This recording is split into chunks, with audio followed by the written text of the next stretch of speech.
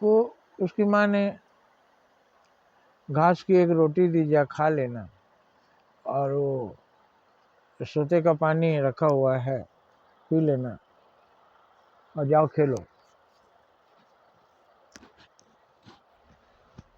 तो वो जब रोटी लेकर बिलारा भाग गया, बिल्ली और बिलारा जो होते हैं, बिलारा कोई कोई बम बिलारा बोलते हैं, जंगली बिल्ला बिल्ली से दोगुना और झपट्टा मार होता है, मार के ले गया रोटी। तो बेटी जाकर अपनी माँ से क्या कहती है, हाथ सही न जा, तोतली भाषा बोलती थी, तो बोली है कि हाथ सही न जाती मुझसे, अब आज भूख की ज्वाला, कल से ही प्यास लगी है, हो रहा हृदय मत वाला। माने घासों की लोती, राणा प्रताप से कह रही है, माने घासों की रोटी दी थी खाने को मुझको, छोते का पानी पीकर वह बोली भग जाने को। छोते का पानी माने जो स्रोत से पानी निकलता है, उसी स्रोत का पानी, पहाड़ी से कहीं कहीं पानी निकलता है, उसको झरना बोलते हैं। पहाड़ में कहीं पानी होता है, उसी रास्ते से झरता है।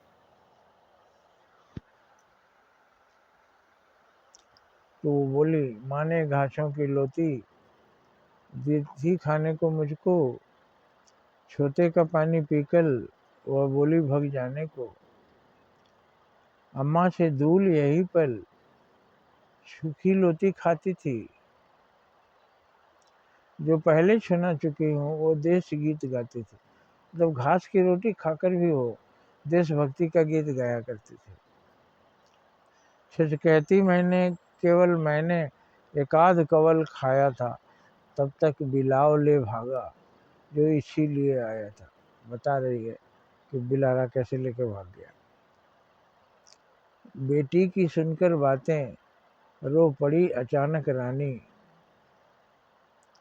राणा के आंखों से भी अविरल बहता था पानी। ये है राणा प्रताप की कहानी। इतने कष्ट झेल कर भी उन्होंने, और अकबर यही कहता था कि हमारी अधीनता स्वीकार कर लो, आओ मेवाड़ पर तुम राज करो। लेकिन वो बोलते थे हम मुगलों की अधीनता स्वीकार नहीं करेंगे, हम अपनी वीरता से जब मेवाड़ को जीतेंगे तब हम राज संभालेंगे, तुम्हारा गुलाम बनकर नहीं। मैं तुम्हारे कहने से आके राज करूं तो तुम जो कहोगे वो सब हमको करना पड़ेगा, वो मुझे मंजूर नहीं। तो इस तरह से बहुत से लोगों ने प्रतिज्ञाएं, अपनी प्रतिज्ञा को दृढ़ करने के लिए एक से एक प्रतिज्ञा करते थे कि दाढ़ी नहीं बनवाऊंगा जब तक ये काम नहीं हो जाएगा, पलंग पर नहीं सोऊंगा जब तक देश को आज़ाद नहीं कर लूंगा। तो ये इसलिए करते थे, हठ योग इसको कहते हैं, जिससे हमें सदा याद रहे। एक आदमी ने, गांव की बात है, केस लड़ रहा था, उसका खेत का मामला था, दबंग ने उसके खेत पर कब्जा कर लिया था। बहुत दिनों केस लड़ने के बाद घर जमीन बहुत कुछ बिक गया उसका, क्योंकि वकील केस लड़ो और हमको पैसे दो, सब लूट लेते हैं। किसी अच्छे वकील का पढ़ा पढ़ा होगा तो आदमी देखेगा कि हाँ, वो ज़्यादा नहीं लिया, लेकिन बहुत से ऐसे लुटेरे वकील होते हैं जो लूट लेते हैं।